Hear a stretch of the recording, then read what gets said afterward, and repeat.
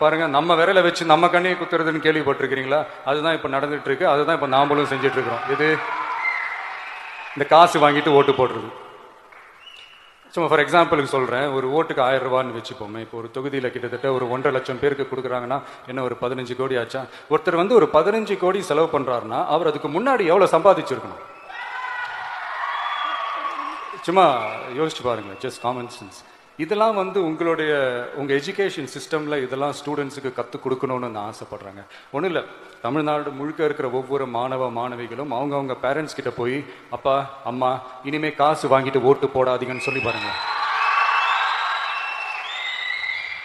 சும்மா ட்ரை பண்ணி பாருங்க. ட்ரை தானே இது. நீங்க இப்போ சொன்னீங்கன்னா அது கண்டிப்பாக நடக்குங்க. எனக்கு அந்த நம்பிக்கை இருக்கு. நீங்க தான் அடுத்தடுத்த வருஷத்துல வரப்போற ஃபர்ஸ்ட் டைம் ஓட்டர்ஸாக வரப்போறீங்க. ஸோ இதை நான் ஏன் இதை கனெக்ட் பண்ணி சொல்றேன்னா, இது எப்போ நடக்குதோ அப்போதான் உங்களுடைய அந்த கல்வி முறையே வந்து ஒரு